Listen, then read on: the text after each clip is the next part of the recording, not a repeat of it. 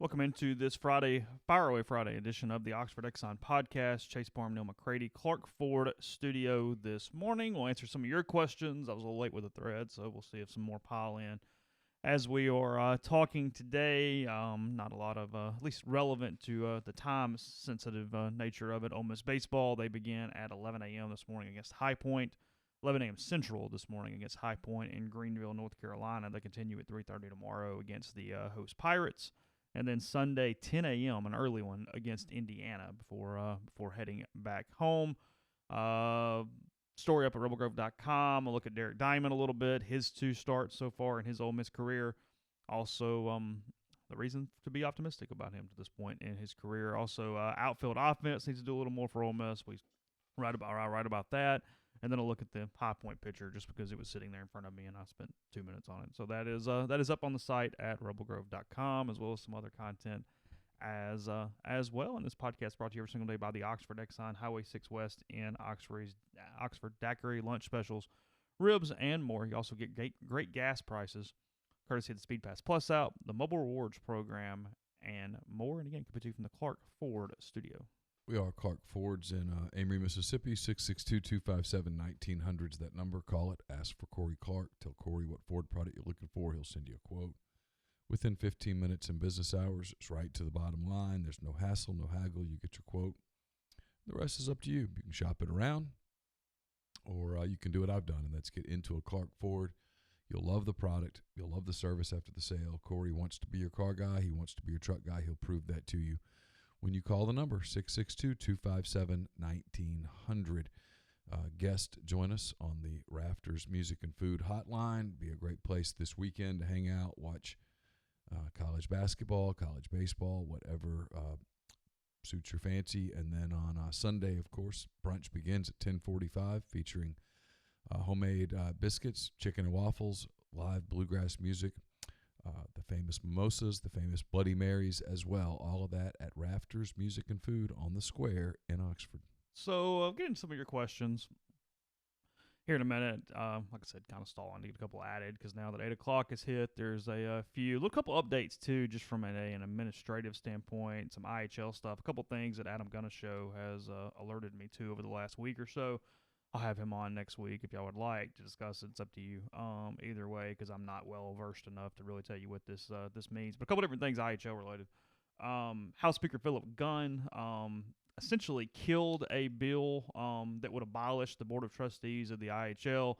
It would have given all 8 public universities in Mississippi the ability to have their own Board of Trustees. And essentially what he did was he referred it to 3 different committees, and when you do that, it has no chance of getting out of all of them. So they said that's very, very rare, not something that typically happens. I think the stat Adam had was out of 1,600 bills last year, that happened to 5 of 1,600, something like that. So not a very common occurrence. But anyway, that was one thing that did happen. Again, I have no idea what it means. I don't know if there was something behind it, secondary to it. I have no idea. I don't know if there's any kind of gray area, kind of like the lack of a vote on the statute thing that happened with the IHL a few weeks ago with Tom Duff. I'm not sure, but nonetheless, that happened. And then also probably something a little more relevant. Trey Lamar, representative from Senatobia, Republican, whose mother is actually on the IHL, he is wanting to amend the Mississippi Constitution to limit the governor's power to appoint trustees to the IHL. So it's not to abolish, but it's to change the structure of it.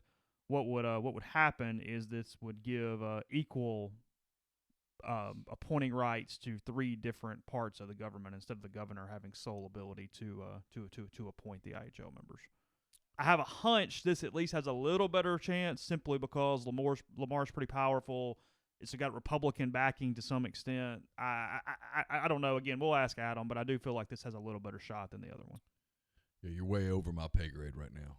I don't have any idea. I've never understood the system that they have in place here. But what do you mean? The one board over all the different universities, it doesn't make a lot of sense from a practicality standpoint, since each individual institution is so different. But it's been that way for a long time, and I anticipate it'll be that way for a long time further. I have no reason to think otherwise, but you've You've read a lot more on that than I have. Yeah, governor, lieutenant governor, and speaker of the House are the three different people who would tend to all go together to do that. So anyway, and I'm wondering a little bit if maybe killing the other one was a way to push this one forward because Lamar and Gunn are pretty tight. I wonder if it's kind of, hey, let's get this out of the way to focus on this or anything along those lines. I don't know. Again, speculation, 100%. But yeah, you know a lot more about all that than I do. I don't know like who the power brokers are and all of that stuff. It is somewhat of a holiday with Ole Miss baseball. They're wearing the grays for the first time tonight. Or today, sorry, not tonight. Gray with the blue piping on the shoulders that everybody loves. It's not really piping; it's like patches. Well, that's true. Yeah, it's like not swaths piping. of blue. It's the frustrating thing for most people is not really even necessarily the gray uniforms. It's that the grays used to be really good when they just had Ole Miss across the front. It was fine. It was good. I saw really no reason to change it. You know, talk about a uniform abomination that you get rid of the all whites but keep these grays. I mean, I love gray uniforms. People go, I hate gray. I love gray. Like I don't think road teams should wear white pants on the road. You should wear gray pants. There's lots of great gray uniforms out there. The Yankees gray is fantastic. It's very basic. The Red Sox have a great gray uniform. Pittsburgh has a phenomenal gray uniform. Oh, theirs is good. That's a good one. Lots of teams that have very simple gray uniforms. There's nothing wrong with gray. Ole Miss could use the Ole Miss and block across, very simple. They could use an M. They could use the little script M. There's all sorts of options with a simple gray without the swath of blue and all that stuff where it looks like, for whatever reason, you dished out part of your uniform contract to Converse or someone. They are doing that. But what's funny about it is they're not even wearing gray on Saturday, though. They're wearing pinstripe pants with blue jerseys on Saturday. Wear your gray pants with the blue jersey. It looks fine. You're on the road. You're supposed to wear gray on the road. And then powder on Sunday, as they always do. Or wear powder all the time and let it be your full-time road uniform. We actually have a uniform question coming later on in the show, so it's late February. That's what happens. A lot of teams are starting to toy with the idea at the big league level of using the powder as a full-time road. I don't mind it. No, I don't mind it at all. Used to do it all the time. But you don't have to have the swaths of stuff. Just go with a simple, clean road look. Very simple. You could spell Ole Miss out in cursive. You could do it in block. You could do any number of things. I like gray, though. People that say they don't like gray uniforms, I like gray uniforms for road teams. It's traditional. Let's see. Beer Garden coming later today. Who's on that? What are we doing? Austin Barber. We talked politics. It was actually pretty interesting. Just presidential election. Mm-hmm. Yeah. I couldn't do a local politics, I just had no idea what all the topics were. No. We talked mostly about the Democratic primaries as Super Tuesday approaches. Looks like Joe Biden's going to win South Carolina tomorrow, though I'm not sure he knows what state he's in. Also, Bourbon South out today with Alex McDaniel, deputy editor of SB Nation. You know her from the editor of the Oxford Eagle and many other things. We talked for about an hour. So journalism. There's some just live stuff, pretty good bit of stuff in there with Alex over the course of an hour. All right, let's get to some questions. Then we'll kind of bounce around because I don't think we have enough for a show, so we'll figure out something to talk about. 3-day weekend trip standpoint. You got 3 days in one of these cities. One's got to go. Nashville, New Orleans, Atlanta, and Dallas. It's pretty simple for me. I think it's Atlanta. Yeah, I punt Atlanta all day. 3 days in New Orleans is perfect. That's exactly right. Any more, and I'm just tired and ready to go. I have no interest past that. The only I would ask what was going on in Nashville, what was going on in Atlanta. Like, was there a baseball series in town? Are the Hawks in town? Are the Preds in town? Some of that kind of stuff. I know this is sacrilegious to say this out loud. Nashville's fine. Now, I'm not a country music guy. What do you think has elevated Nashville to the reverence that it has? It's growing at a rapid rate, so they're obviously doing something right. I don't know. I think it's a lot of the country music stuff. It's become the capital of country music, and a lot of people live there. A lot of celebrities move there. It's more affordable than L.A. So a lot of people are there. It makes it. The food scene has improved dramatically. The Predators do really well. The Titans are there. There's just kind of stuff there. There's a lot of business that moves there. The corridor between Huntsville and Nashville's the second hottest corridor in the country outside of the D.C. Beltway for growth. So, I like Nashville. I like it fine.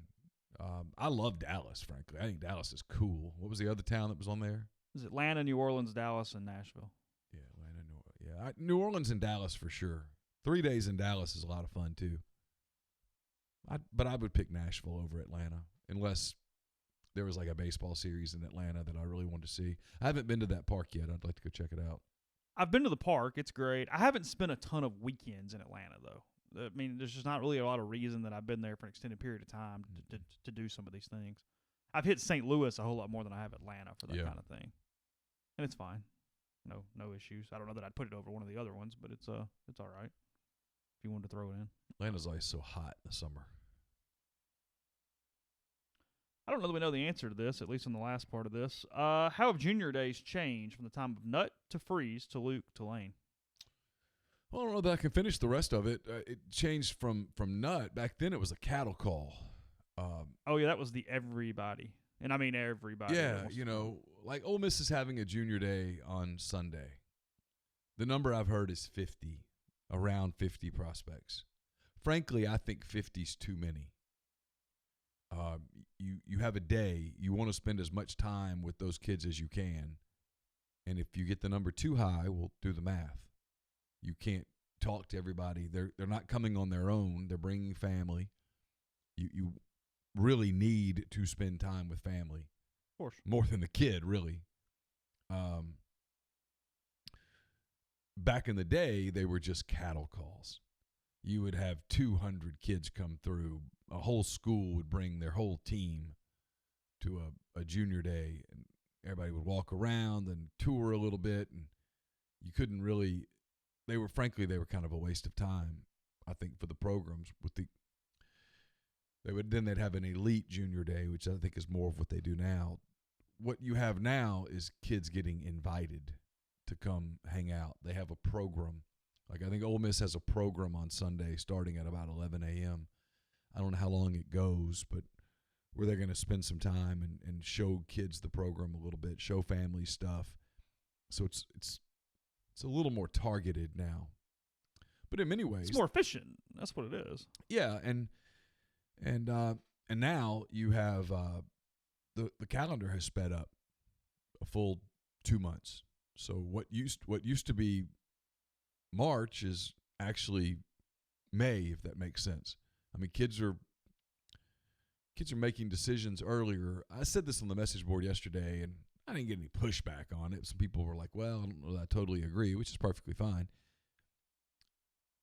The one thing now is that a lot of the kids will commit early as a holding place. All right, I'm going to get this in the bag. I'm going to have this is my insurance policy. Mm-hmm. I'm going to reserve my spot at Texas, but I'm going to keep looking. And I don't know what the percentage is on decommits and recommits and stuff, but it's higher than it used to be. And I don't blame the kid at all, but so that's why I'm saying, like, at the end of this weekend, in my opinion, it's a mistake for people to say, oh, we only got 3 commitments, or, hey, we got 12 commitments. Look, you got to keep in mind that a lot of kids are being advised by 7-on-7, by high school coaches, by family members, hey, reserve a spot, and then we'll keep looking.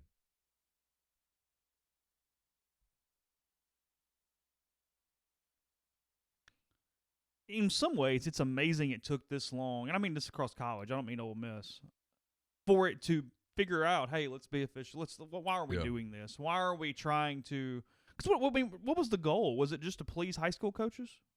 Hey, bring whoever you want. Maybe you find some dime. I mean, like, what was really the purpose to that? Because it created a situation where you're getting very little quality out of it. It's just people. Yeah, I hated them, as you know. I mean, 250 kids would show up, and you'd finish the day, and you'd have all these photos. You're trying to figure out which kid is who, and all that stuff. It drove me a little crazy, if I'm honest. But no, it's more efficient now. I'll be curious to see how many kids are there tomorrow, and if people finding out that there is a junior day load up a team anyway. Hey, let's go see that. Will they turn us away? Yeah, and and frankly, where a program ought to go, nope, this is not what we're doing. I think they'd let them in anyway, though. I think they'd probably let them in anyway, and so 50 becomes 112. Because you can't piss off so-and-so. Yeah, 50 becomes 115, and now it's unmanageable. The critical time in recruiting these days now, though, is June. You're getting kids to come in for camps. You get a chance to work with them. That's when most of the heavy work is done. If you're behind on June the 30th in recruiting, you're in trouble. Glancing through here, only getting a few added in. Appreciate everybody doing that. Let's see, where are we at? Sorry. All right. This might be we'll do different sports. What are your 3 best arenas, stadiums in the SEC? What do you got? 3 best arenas or stadiums? We'll do all of them. Football. What do you got? Well, I love Tiger Stadium. Okay, but here's the problem with football. To some extent, it becomes atmosphere versus actual stadium. I'm not critiquing the architecture of the stadium most of the time. Yeah, and for me, we're in press boxes, so it's kind of hard to even really know what the atmosphere is. We don't see concourses ever. I don't know what the tunnels and concourses look like, and I don't really know what it's like in the stands because we're up in a press box. I've always thought the atmosphere at Georgia was cool. I like LSU.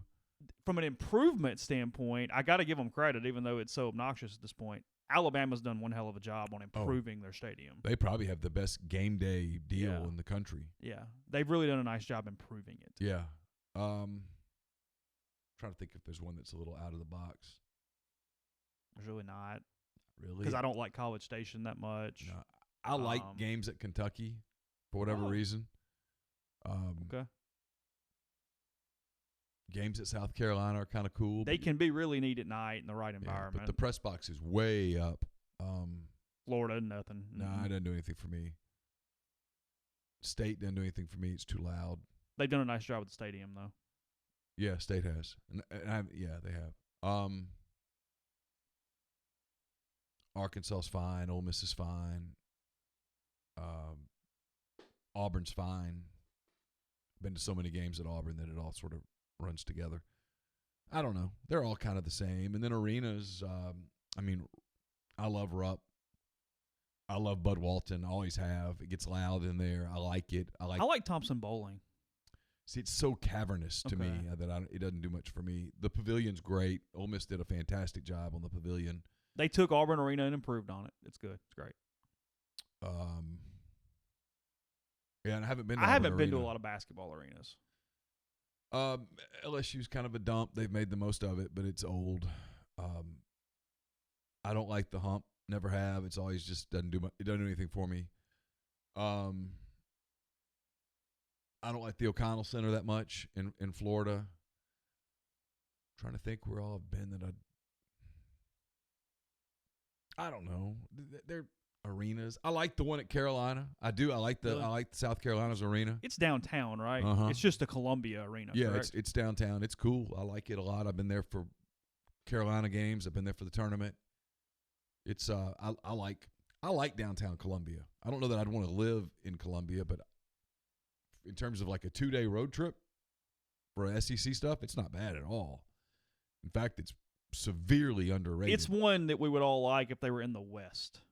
if it was one you actually were doing very often. You know what I mean? It's over there. You're never doing it. There's no reason to go most of the time. No, they have some cool restaurants and bars and stuff right over there by the arena. It's neat. I like it. If we could just move them and trade Columbia for Tuscaloosa, we'd be be a really good trade. Yeah, that does nothing for me. Coleman does nothing for me at all. Oh God, no. No. Vanderbilt's gym's kind of cool, but after about 10 minutes, you're like, okay, I saw it. Doesn't do much. The ones that do something for me are Rupp, because of all the history, and it's Kentucky, and the atmosphere at a Rupp game is really cool. Mm-hmm. Bud Walton, the Pavilion, and then Carolina. Okay. Continue this. I'll have a couple of baseball thoughts on that in a second. First, about community mortgage, Oxford, Memphis, Soto County, and Chattanooga underwriting and processing. Then in Memphis, they're getting local underwriting. It understands your market, a leader in condo financing, and rates right now are as low as they've been in 5 years. So great time to talk to Jason. Even if you've bought or refinanced in the last year, talk to him. He can probably help you out, get it down a little bit, save some money in the process. 662-234-2704 or JLOWE at communitymtg.com. Rebel fans, renew your football season tickets by March 31st to secure your seats in the vault this season. Tickets start at just $199, and they can be purchased by visiting OleMissTix.com. The Ole Miss women's hoops team back in the Pavilion on Sunday as they host Mississippi State at 1:30.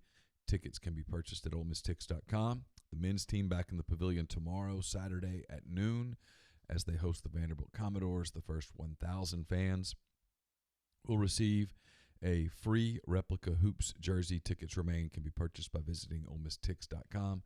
The Ole Miss softball team is in action this afternoon at 3:30 in the Ole Miss Classic. They host Jackson State. Admission is free. For more information, visit OleMissSports.com. And join the Ole Miss women's tennis team on Sunday as they host the Kentucky Wildcats in an SEC showdown at 1 p.m. Admission's free. For more information, go to OleMissSports.com. Our friends at Blue Delta Jeans are excited to announce that beginning this week, they're taking orders on Duck Canvas. Longtime Blue Delta Jeans clients will remember this durable, long-lasting fabric. It'll be back soon in navy, gray, green, and canyon brown. At 10.5 ounces, this Georgia milled fabric will provide you with the ultimate American-made pant that is nearly unbreakable. For more information or to place your order today, visit BlueDeltaJeans.com or reach out to Blue Delta Jeans on social media at Blue Delta Jeans. I'll have food for thought up a little later this morning. It is brought to you by the Iron Horse Grill. It's a true, this Jackson landmark's a true icon of Mississippi's rich heritage. Twice the Iron Horse Grill partially burned down, but it's risen from the ashes like never before, and with live music 4 times per week, it's the perfect place to enjoy lunch, dinner, or Sunday brunch. The Iron Horse Grill recently added the largest outdoor patio in Jackson along the Illinois Central Railroad, where music left Mississippi to travel the world. Also, check out the Mississippi Music Experience Museum on the second floor of the restaurant. Make the Iron Horse Grill part of your next stop in Jackson. It's located at 320 East Pearl Street. Don't just accept what you see, but imagine something new. Step forward and chase after a better version of yourself. Every day, Corinth Dental is helping people reinvent themselves one smile at a time. Dr. Bubba McQueen and Dr. Jenny Beth Hendrick are devoted to restoring and enhancing the natural beauty of your smile using conservative, state-of-the-art procedures, including Invisalign. These clear aligners are the virtually invisible way to improve your smile. So call Corinth Dental today for a no-cost digital scan of your teeth. Let them show you the way to a straighter, healthier smile. In 12 months, no interest, no down payment financing is available at CorinthDental.com. Podcast is brought to you by Tyson Drugs and G&M Pharmacy. Still time to get a flu shot. You don't have to pay a copay on most insurance plans to do so, or wait in line. They'll get you out as quickly and painlessly as possible. With G&M, they're on South Lamar and Oxford. They deliver local to your home or workplace. Also, they offer MedSync and Right Way Meds, depending on what you need from the medication delivery system for you. Again, 662-236-2222. Question also in this thread about Vanderbilt's basketball arena. Was it originally designed for basketball? It was a multi-purpose arena originally for gymnastics, I guess basketball, and a concert hall all at one. So that's why it's a little funky from an architecture standpoint. Yeah.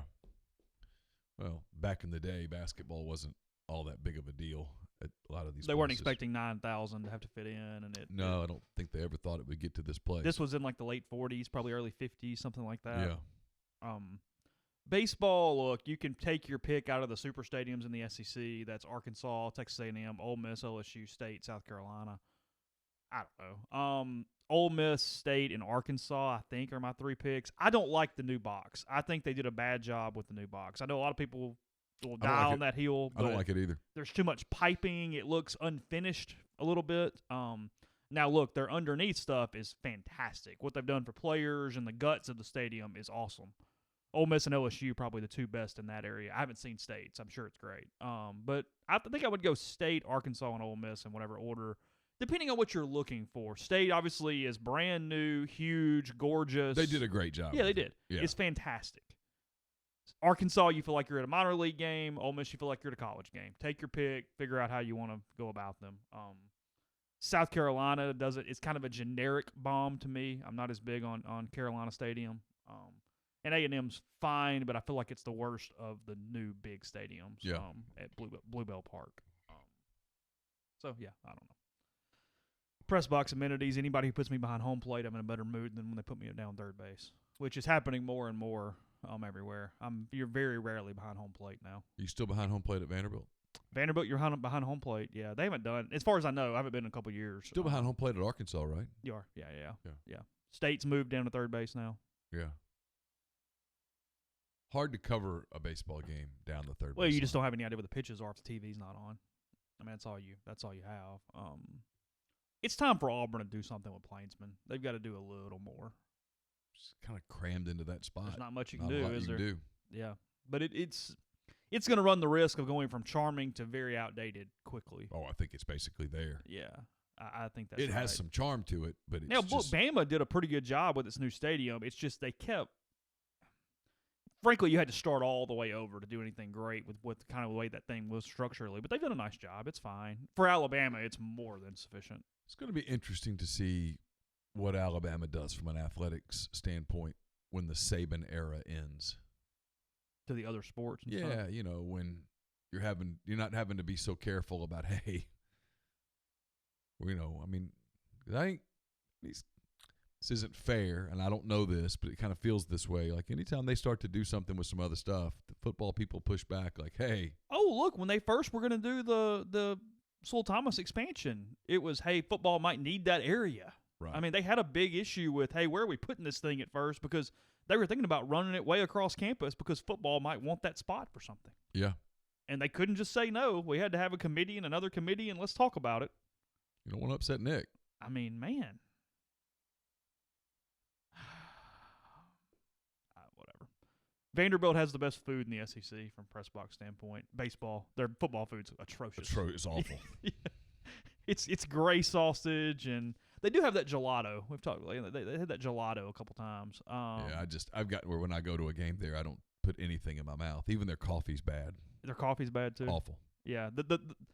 If you have an early Vanderbilt game, the breakfast is laughable. It's like these instant egg-like things and this gray sausage, and it's not appetizing in the slightest. It's the reason we got back at 5 a.m. because we had to eat when we left the stadium that night because we couldn't eat at the stadium. Well, there's so many places right around the stadium that are really good. Arkansas is pretty good from a media food standpoint too because they give the little meal tickets to like all that barbecue stuff down the lines and some stuff like that. Yeah. I'm curious. State's got some food trucks now. I wonder if those are accessible through meal coupons and things. I don't know.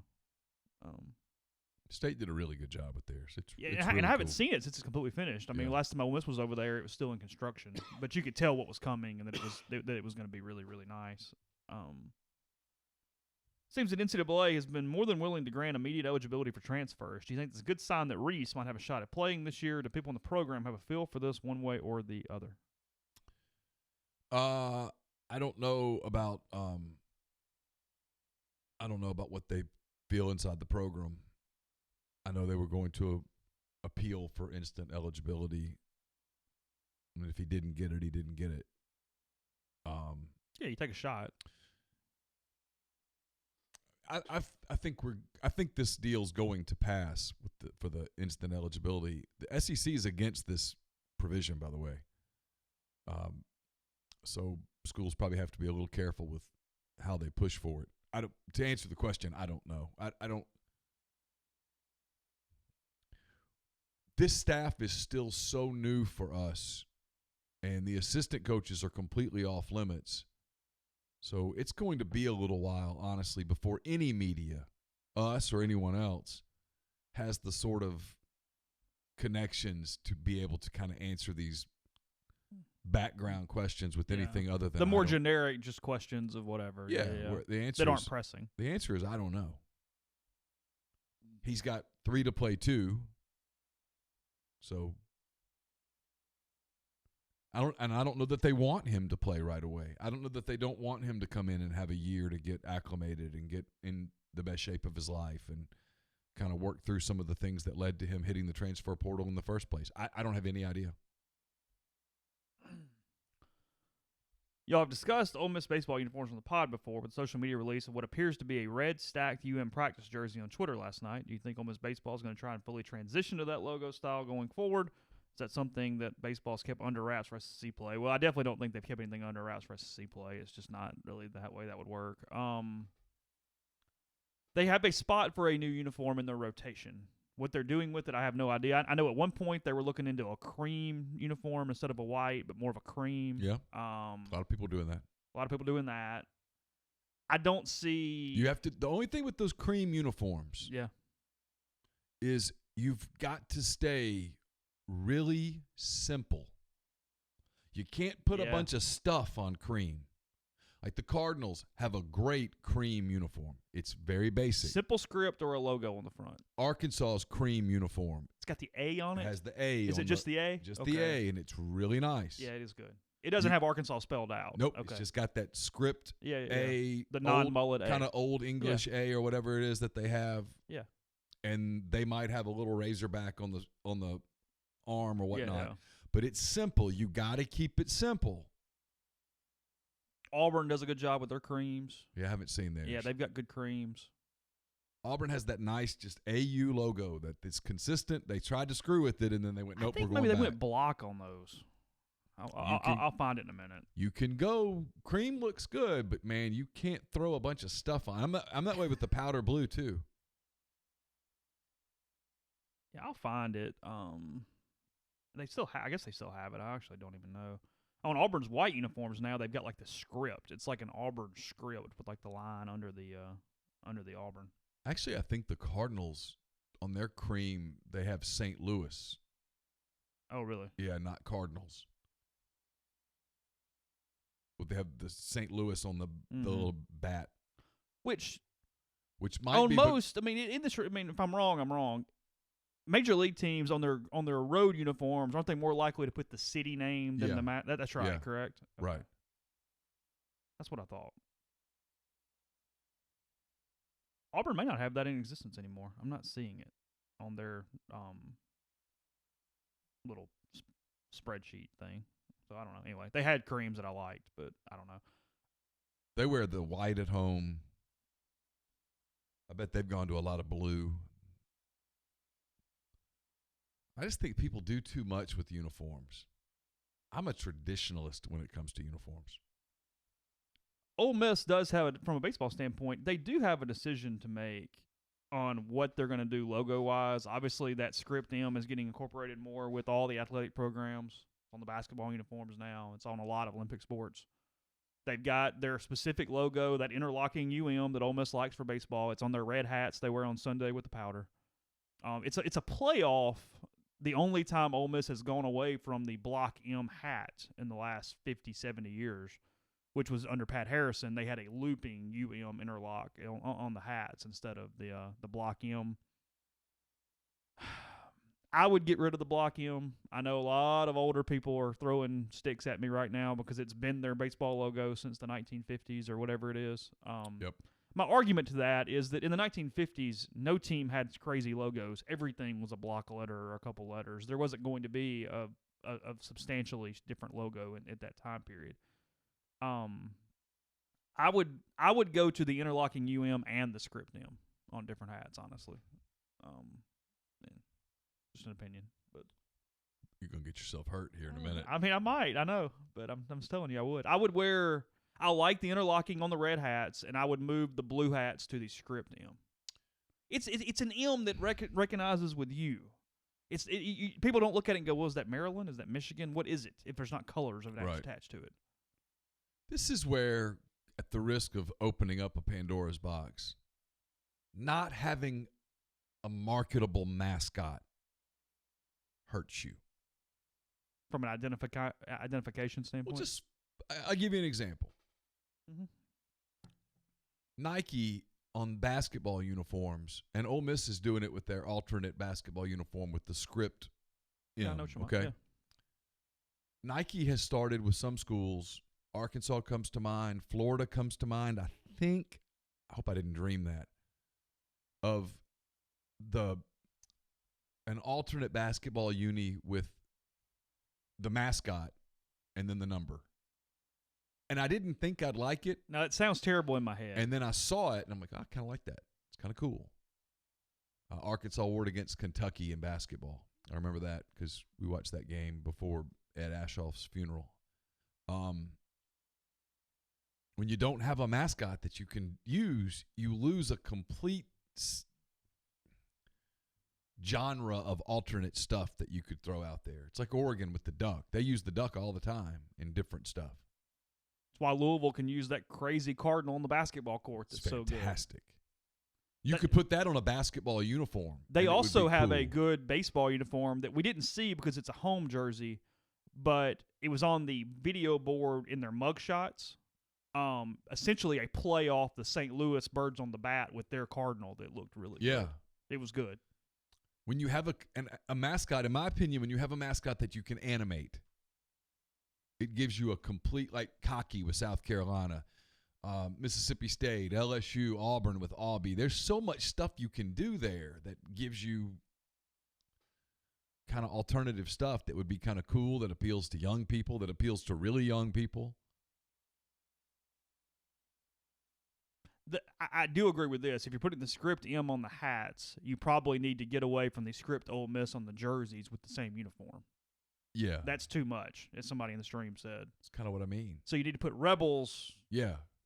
Although the baseball Rebels is not the same script. Yeah, you're But you could adopt the same script for Rebels that you're using with the M. You could. And make it clean. Yeah. And it's some why the interlocking UM or the M block look good is because all of Ole Miss's uniforms are script. They have nothing else to do. So everything, Rebels or Ole Miss, it's scripted out. Yeah. I don't mind the black M, but it is nondescript, and you do look at it if you drop somebody down someplace and say, where are you? Maryland? Michigan? I don't know. The interlocking UM does look good on the front of a jersey. Yeah. It does. Yeah, of course. It's like an AU on the front of a jersey. Mm-hmm. It just works. Just nice and simple. And I wonder if they avoid it in some ways because of State's logo. Interlocking MS. Yeah, and that's ridiculous. I know. But it's a baseball-only thing. You know, something State uses that for. Yeah, State has that. They have in the baseball world, a very recognizable MS logo. Yes. And they have one uniform that they do. Like, they go off the charts on uniforms. Because it's Adidas. But they have that one basic kind of white with the maroon pinstripe, I think, look, with just the MS, or it might be MSU logo on the left breast. Really clean look. I like it. No, State's uniforms, there is such a variance. They are fantastic or god-awful. Yeah. And nothing in the middle. Arkansas is the same way. Like, I see some of their uniforms, like, what are you doing? I mean. Like, if I'm Arkansas, for example, I've got that cream uniform. Yeah. I've got the white uniform with the exact same logo. I embrace the logo because that logo is cool on a baseball uniform, and it matches the hat that it's very recognizable. You see an Arkansas baseball hat, you know it's their hat, right? Yeah, sure. And then on the road, I go with a simple gray Arkansas block. Number. Done. Put the little hog on the left arm. Everybody gets so complicated. They start throwing all this stuff out, and it's like it's not even good looking anymore.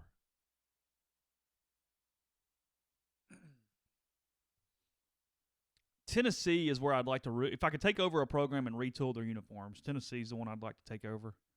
Because they have pewter and orange and all this. They have black. I'd go with a white home uniform. Which looks good. No, the solid white's good with the orange. That's what we wear at home.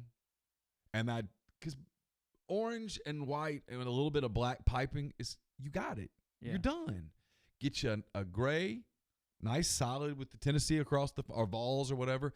And then if you just have to have an alternate jersey. It's orange. It's orange. It's orange on white or orange on gray. And I'll even give you a white hat with an orange bill. Okay. That's fine. It's fine. I actually kind of like the white hat with the colored bill. That's one of my weird things that most people don't agree with. Florida gets it right for the most part. They don't screw it up. All whites, grays, blue jersey. Yeah. Call it a day. Yep. Their hats are white or blue with the F on it, and we're moving on. But when they wear their blue hat with the F on it, I'm like, yep, that's Florida. And that's what you want. You're wanting brand identification. It's like I had a lot of people with the Cub fans, like in Cub Twitter, they want all these alternate uniforms. And I'm like, no, you don't. The blue hat with the red C, everybody knows what that is. Cubs. Yeah, it's one of the most identifiable things. It's like, well, if you're the Yankees, do you want an alternate? No. Yeah, let's get a hat. Just put an N on it. What do you think, guys? Yeah, I mean, put the logo on it. No, just put the NY on it. Everybody recognizes that. Yeah. Take a break to tell you about Visit Oxford. Visit oxfordms.com is the website. Check out the calendar under the events tab to see everything going on this week and every week in town. Everything from sporting events to the women's conference running the 28th and the 29th. Magic in the Middle Ages still going through the 30th at Bryant Hall as well. You got a First Tuesday music series kicking back off next week. There's a Cabernet tasting next week in town. So a lot of different options there with Visit Oxford. Visit oxfordms.com/events. I'm going to read a couple of ads, but I don't want to forget this. And we'll get off uniform talk. Everybody's tired of uniforms. Someone says something in the thread about the shark. I'll give credit where it's due. Trinity says maybe look at the shark logo. Here's where I stand on this. I agree completely. And if the conclusion that you reach in marketing or whatnot is that it's not usable, well, then get rid of the whole damn thing and start over. Admit that you failed. Because you can now blame it on people who aren't there Hang on, anymore. we're talking about using their different marks for the shark? Yeah. Okay. I'm talking being able to put the shark on a baseball cap. No. But if you can't, then get rid of the whole damn thing. But Alabama doesn't put an elephant on their cap. They could. But people would be confused. Their fans wouldn't. Their fans would like it. But is that what we're talking about? Yeah. Just inside your fan base. Two different conversations. Stuff that appeals to your fan base that you can sell. Because there's no point in having 16 uniforms if you can't sell 16 uniforms. I mean, one of the reasons major league teams have alternate jerseys is for the diehard fan who's already bought the Cardinal fan who's already bought the white jersey and he's already bought the gray jersey. He's got it. The Cub fan who's got the white jersey, who's got the gray jersey. Yeah. The reason they came out with the blue jersey was to get that Cub fan to buy the blue jersey because the diehard fan will absolutely buy the jersey. I do like the shark logos. They're good. They're really good. And they should use them. And if you're not using them because your alumni is going to throw a fit or whatnot, and it's just not going to work, well, then you need to scrap the whole concept. Just my hot take. Okay. You have it, use it. If you can't use it, then lose it. Fair? Sure. We're also brought to you by Splinter Creek. It's a gated conservation community located 8 miles southwest of Oxford, 75 minutes from the Memphis airport. SplinterCreekMS.com is the website. 601-898-2772 to schedule a tour with Tom Smith, land and home agents today. It's absolutely beautiful property. They have the North Lake, the South Lake, Partners Pond. Those are sort of the main streets of Splinter Creek. If you are thinking about retiring in Oxford, thinking about moving to Oxford, you owe it to yourself to take a look at Splinter Creek. Again, SplinterCreekMS.com. Looking to give your employees or clients something beyond the typical koozie? Need awesome marketing swag for your client or potential customer? Dead Soxy has you covered with custom socks. What better way to personalize your company swag than to create a product people will use time and again? Visit deadsoxy.com and scroll to the bottom of the page. Click on the custom socks button and let them hold your hand through the entire process. Don't worry about not having design skills. Just share your vision with the design team, and they will get to work putting your vision into action. Dead Soxy will create a complimentary digital mock-up of your design. Before any orders are placed, it's time to get customized. Go custom with your friends at Dead Soxy.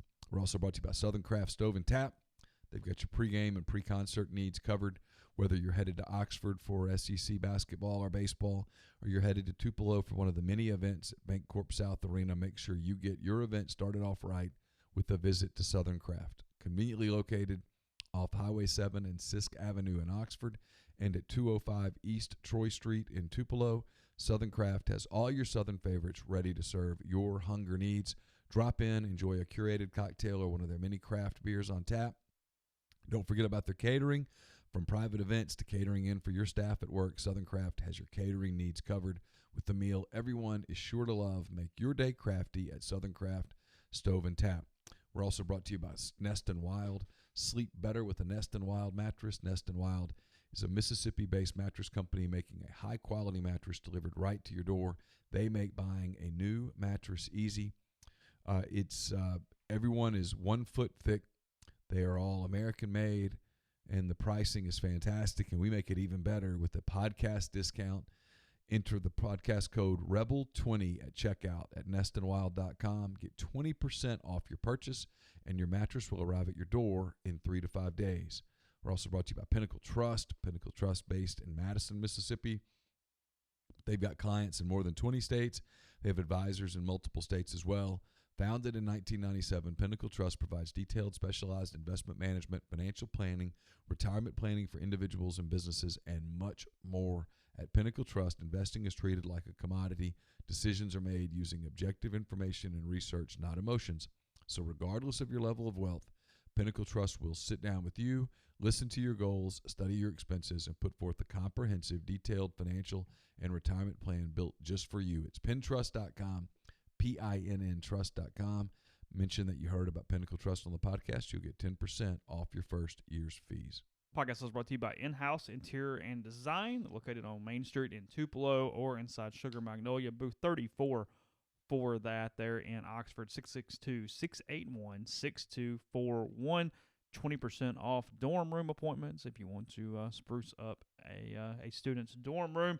Also, 20% off to anyone who secures services, including commission or one-of-a-kind artwork, design services, furniture, new lighting, fixtures, lamps, rugs or remodeling, basically ways to add equity to your home. They have 2 contractors with full crews available when you need it. It also comes with a new client gift that are pretty sharp and customized to the client and much more. So maybe as a gift option, it's a little outside the box. Give In-House Interior Designs a thought for that. 662-681-6241. Let's see, getting to the questions. Looking back, at what point did you truly know the Matt Luke experiment was not going to work? Let's see. First day. Really? That far back? Yep. Did you... They completely bungled his hiring. It was a disaster. It's not how you do that. That's not how you unroll something. It's castrating someone before they even have a shot. Did you pull back at all once he did get to 6 the first year and think, well, maybe at least this middle ground thing? Maybe a little. But I wonder how much of that was me. I felt like the recruitment was always going to have a ceiling that was going to prohibit it from working. Yeah, I question how much of it was me thinking they had a shot and how much was me kind of hoping for them that they had a shot. Mm-hmm. I liked the people. They were nice. I like Matt. Matt's a good guy. I cheer for good guys. You know, I wanted it to go well. But no, it never felt like they were anywhere close to breaking out. And then for a lot And then when you do what recently. we do, not to interrupt you, when you do what we do, if we say that out loud early in year one, well, we're killing ourselves with our customer base. We're killing ourselves with the people we cover. Oh, there's a fine line between you always want to be honest, but you can't slit your own throat either. Right. So it's a tight window there. You're trying to. Like, I mean, I'll say this about some of the programs on campus today. Yeah. People ask about Kermit Davis being on the hot seat. Nope. Seat's ice cold. But this is a critical year coming up. Got to get some of this roster management right. They've got to go win a recruiting battle or two, or at some point someone turns the burner on low.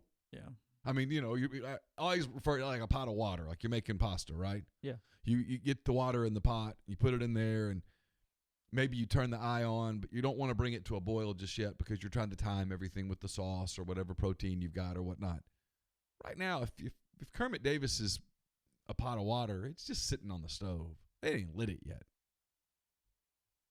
But at some point you do it. It's like with football. It's just not a criticism.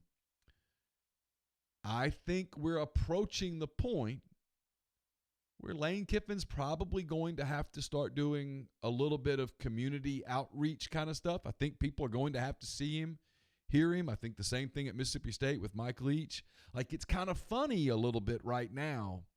Leach tweets a bunch of stuff from Key West, for example. It's cool. Better win. Better win. If you don't win this time next year, when he tweets funny stuff from Key West, the response is not going to be, ha, ha, ha, it's funny, coach.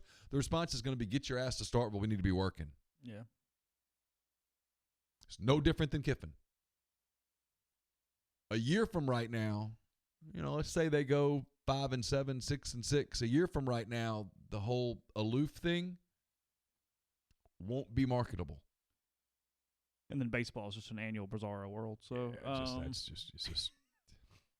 it's one of the reasons, frankly, people are like, man, you really tune out the baseball stuff. I don't really tune it out. I sort of feel like I know where this thing goes. I do have one clarification to make. There was a big message board thread yesterday about it's about the scholarship thing because of Cliff. It wasn't brought up out of nowhere. It was fully relevant to what was going on this week. It can be everything, guys. It can be a problem inside your program. It can also be not the reason you lost to Tennessee Tech and Bill and Mary and whomever else they lost to over the years. Cal State, Bakersfield, Utah, can be Tulane. both. Yeah, look, postseason success is on Mike, period. That's it. Absolutely. But yes, the point I'm making and the point that we were talking about with Cliff wasn't even about year-end results. It was about when you fire him or when he retires or when he builds the stadium and does or the statue and the whole deal, whatever that is. The next dude, what does he see? That is what I'm talking about. Yes. What does that dude see?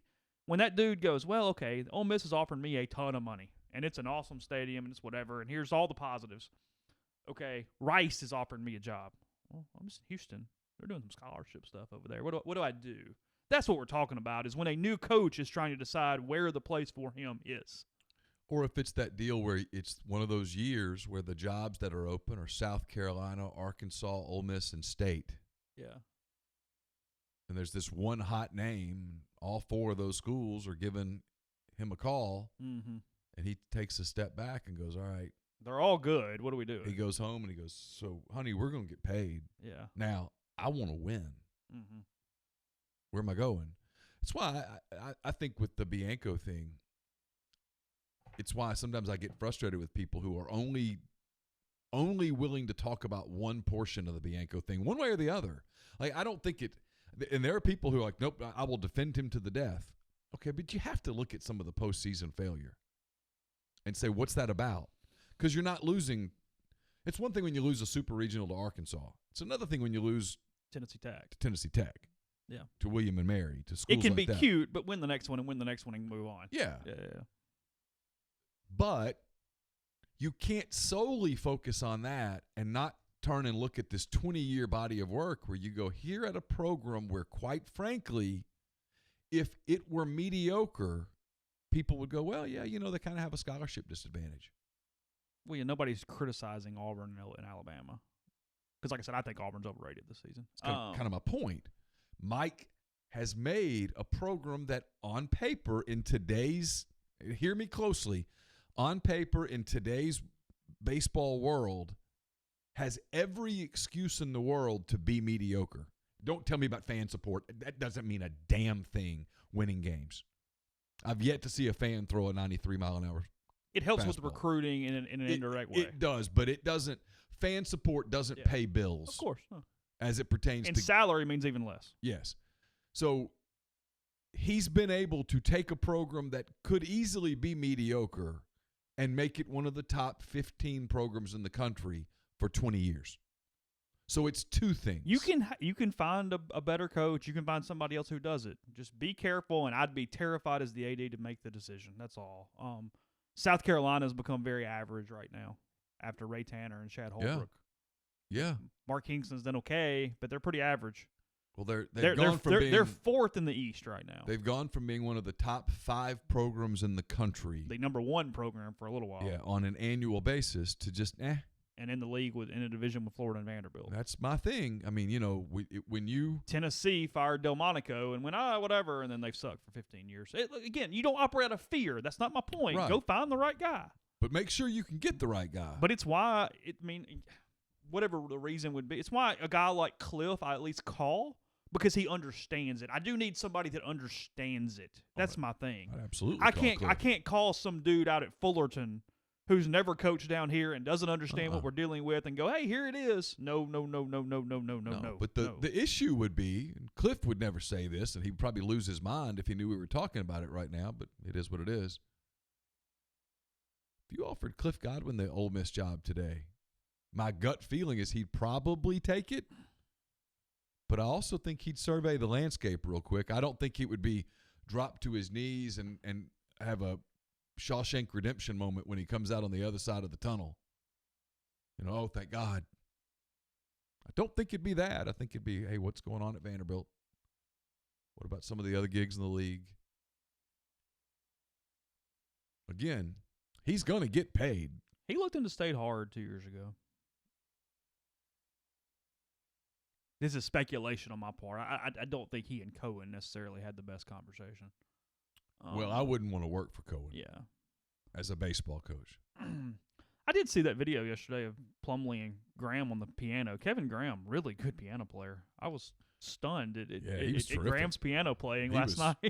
I mean, I'm not one to criticize anyone's piano playing because I can't do it. I wish I could. Yeah, that was good. One of those life regrets, but Graham had legitimate skills. He really did, didn't he? He was like, he was getting after it a little bit.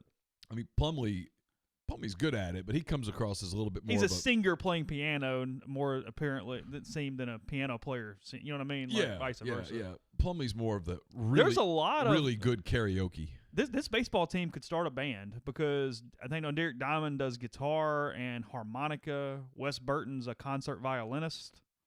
A lot of musical ability with this baseball team apparently. Ely gave it the big college try yesterday on the bus. I'll give him credit. I didn't see that. He was karaokeing Country Roads. John Denver yesterday. Probably not his thing. No, they make all the freshmen karaoke on the bus. It's like a hazing thing they do. And they call it Rebel Idol or something. And he got pinned with John Denver yesterday. So. Yeah, probably would not have been his musical selection. No, but he, like I said, got up, gave it a shot. I mean, Jerry and Ely, there's a lot of things he might lack. Confidence is never going to be one of them. No. So, he's a great kid. Yeah, super kid. Would you rather wear shoes every single second for the rest of your life or never be allowed to wear shoes again? Where am I living? I mean, if I'm living like here, I got to have shoes. Where would you not need shoes? Like if you lived at the beach. Oh. You could never wear shoes the rest of your life. I guess. Like if I get super rich and I go to my island, I don't need shoes. You still got to have them to wear in restaurants. If I have that much money, the restaurant can come to me. Okay.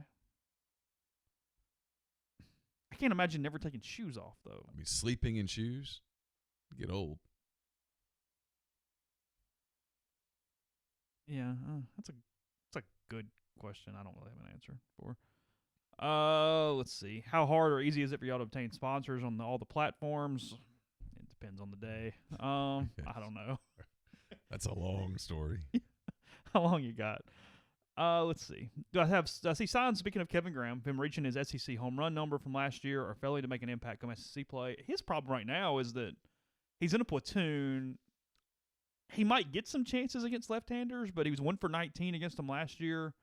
Mike has other guys he'd like to get those at-bats right now, and frankly, Hayden Leatherwood's the one getting Graham's at-bats a little bit right now, even from the left side. So he needs to hit, and he needs to hit probably pretty quickly, or I could see at least some version of getting phased out a little bit. Not all the way. They need left-handed power bats, don't get me wrong, but there are only so many spots in the lineup you can play when you're a corner outfielder and you're not playing much first base right now. It's probably pretty important 10-day tryout window for a bunch of guys. For a lot of them. Yeah. There's no doubt. And like I wrote about it today, as an outfield, they're not hitting right now at all. Leatherwood's really hitting. Elko's doing okay, but he's probably their best defensive first base option, and they don't necessarily have a guy that's just a standout there. You got to have Kel Baker in the lineup, but he can DH as well. So, no, there are opportunities in the outfield for Bench and Salmons and Ely and some of these guys to come on and get in the lineup quickly. Because when SEC play starts is actually the next question from Pocket Passer. I think you're looking at Leatherwood, Salmons, and Bench out there most days, with Ely having the best chance to also play. That's my guess. I think they need to get Knox LaPasser some more at bats. He's really hit well in limited opportunities. Maybe that's DH some when Baker can play first base. Yeah, I mean, Ole Miss right now, like I said, they're striking out a ton and hitting a ton of home runs. They lead the country in home runs right now. So they're running the ball out of the ballpark. The problem happens, what happens when a week and you don't run the ball out of the ballpark? So typically you hit a slump. Yeah. Because, I mean, batting average-wise, and I look small sample size, guys. Again, small. Yeah, almost too small to do it, but I know what you're saying. Go ahead. They have two players hitting better than 263 Oof. right now of what they classify as every day. Now, it's worth mentioning that Leatherwood's hitting 545, Van Cleve's hitting 333, and LaPasser's hitting 333, but they haven't reached the threshold on at bats to get into the top part of the stats. You know what I'm talking about, how it separates. Yeah.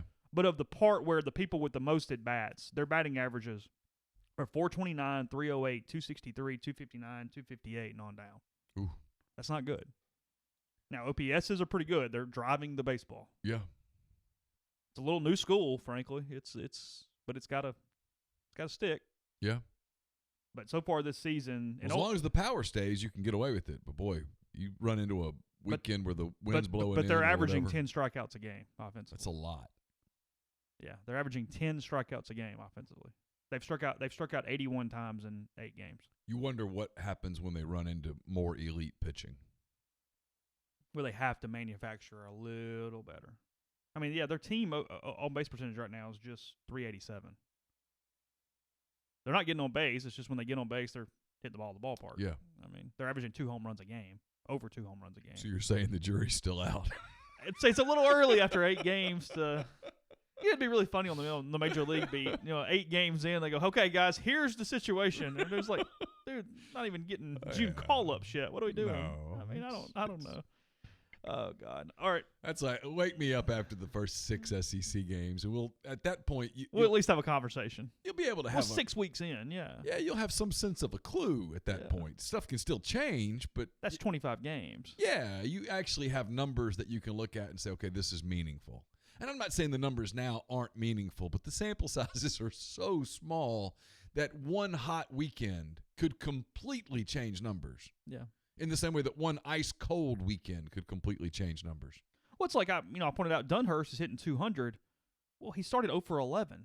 He's actually like 5 for his last 12 or something. I mean, right. He's been fine since that streak. So I mean, I'll give you an example on if I can pull it up here. Okay. It's an NBA example, but okay. While you're doing that, I'll tell you about Mastercuts Lawn and Landscape from Lawn Care in the Oxford area. They also build custom playgrounds, retaining walls, pool decks, outdoor living spaces, paper patios, forestry mulching, and more. The patch your dream backyard easier than you think. Go mastercuts.com for a free quote. That same free quote at 662-607-7773. We're also brought to you by Grenada Nissan. If you're in the market for a Nissan vehicle, Grenada Nissan's the place to go. They've got a complete selection of Nissan vehicles, including great lease deals there at Grenada Nissan's GrenadaNissanUSA.com. We're also brought to you by the Westin Jackson's, home to Soul Spa, the ultimate luxury spa experience in downtown Jackson, and Estelle Wine Bar and Bistro, where you can sip on a creative craft cocktail, enjoy their curated wine list. It's open for breakfast, lunch, dinner, and Sunday brunch. Chef Caden's mission is to connect guests with the community through local partnerships, so gather at Estelle tonight. We're also brought to you by John Edwards of Regency Travel Incorporated in Memphis. you've been thinking about a golf trip with the guys, you've been thinking about an anniversary trip, starting to think about your summer vacation plans, get in touch with John. He's part of Virtuoso. It's a worldwide network of travel partners that allows John to supply his clients with unique benefits, added values that are simply not available to other travelers. What you do is you get in touch with him, you give him some parameters, you give him a budget, and he'll give you options that you're not going to find on your own, and you don't have to live in or near Memphis to take advantage of his services. 901-494-3387, or send him an email, jedwards@regencytravel.net. First-time clients can save $50 off their first booked trip just by telling John you heard about Regency Travel on the podcast. We're also brought to you by Oxford University Bank, OUB, locally owned and operated right here in Oxford. When you deposit money, at OUB, that money and the vast majority of the bank's profits go right back into the Oxford community. OUB offers its customers the absolute best cash checking account. It's called Kasasa, and with Kasasa, OUB will pay customers 2.5% interest on their balances up to $50,000 and refund ATM fees nationwide. They also have a commercial checking account now paying 1% interest as long as you keep $10,000 in the account. Comes with fully interactive online banking. To learn more, go to liveoxfordbankoxford.com or call 662-234-6668. OUB is FDIC insured. And we're brought to you by Bluff City Advisory Group, dedicated to building the future you desire.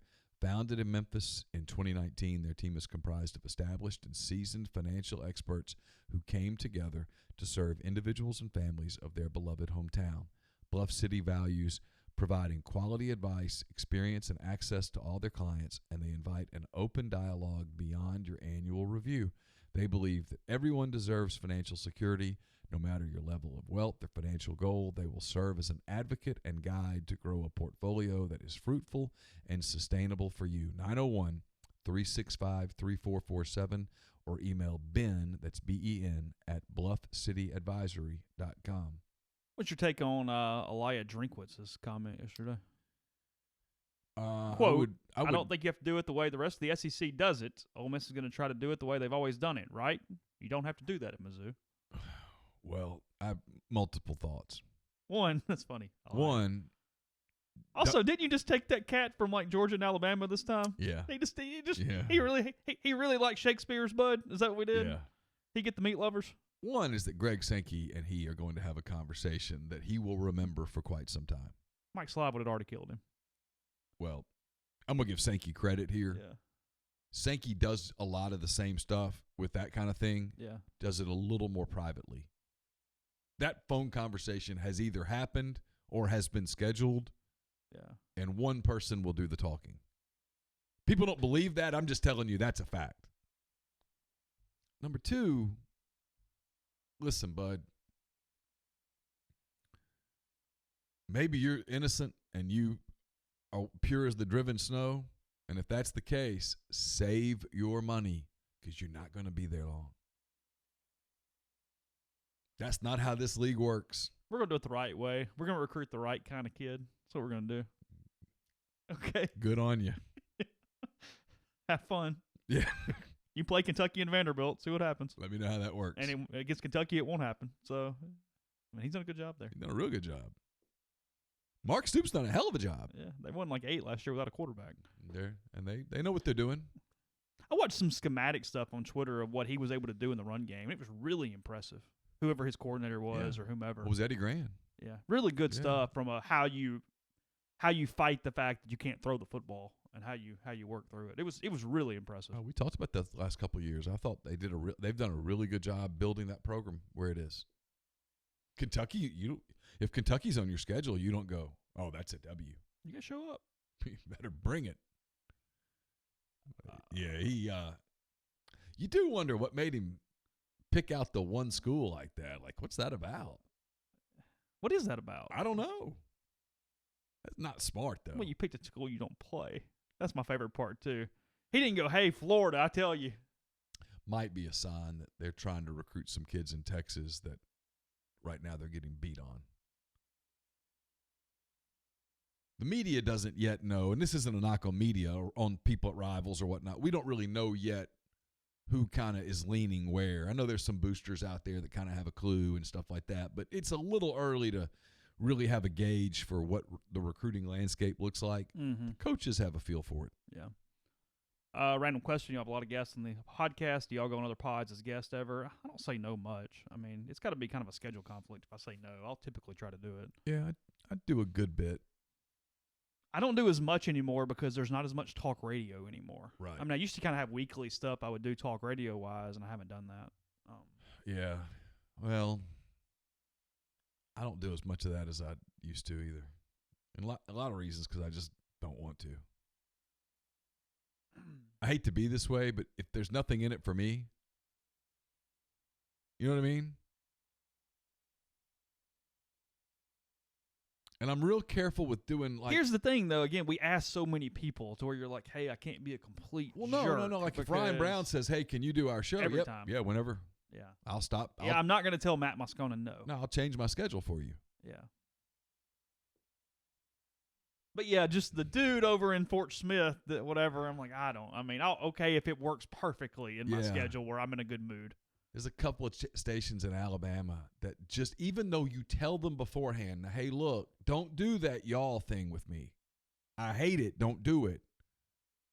They can't help themselves. All right, y'all are coming up to Fayetteville, or y'all are coming over to Auburn on Saturday. What do you think? I think I want to hang up right now. The guy in Fort Smith is the one that just hits the middle. He gets so close to being inappropriate, and he pulls back a little, and then he'll do that. Like, he's all right. It's okay. We have a decent rapport with that cat. It's all right. Yeah, there's one on the coast that I just refuse to do anymore. If there used to be one guy on the coast that would just drive me insane. Yeah, there's one in North Alabama that I will not do again. Oh, really? Yes. Won't do it again. Okay. Because especially when you tell them ahead of time that, hey, look, there's a couple shows in Nashville I'll do because they're fun. I'll do Kubelik's show whenever he wants. He's good. But, nah. Does Chris Bryant have an MVP season in the leadoff spot, and does Kimbrel return to form this year? I would give Bryant a better chance of having an MVP season in the leadoff spot than I would Kimbrel returning to form. I'm always alarmed by pitchers when they lose velocity. You go, oof, it's usually a sign of decline. You know, Bryant was having a pretty good year last year until he got hurt. His deal is he's just got to figure out ways to stay healthier. Diving into bags and stuff and jamming shoulders and stuff, that's the stuff he's got to get away from. He's just got to – he plays the game really hard. He plays the game the right way, and sometimes I think he plays it too much the right way. Was that me or you? There was a sound coming through our system. I didn't hear it. Yeah, I don't know. That's about all I'm seeing here on the old thread. Crazy NBA stat? Sure. Since Thanksgiving Day. Let's see, you're not an NBA guy. No. Who do you think has the best record in the NBA since Thanksgiving Day? It's roughly 40 games for all these teams. The Oklahoma City Thunder. No. Okay, I don't know. You're close. Milwaukee Bucks are 35-5. Well, okay. See, they have the best record in the league, so I was trying to think of somebody different because you said I was trying to. Hell of a guess. The second best record in the NBA since Thanksgiving Day. Yeah. It's the Thunder. I knew they'd played really well in that stretch. Thunder are 31-11 since Thanksgiving Day. Lakers are 29-10. Raptors are 29-12.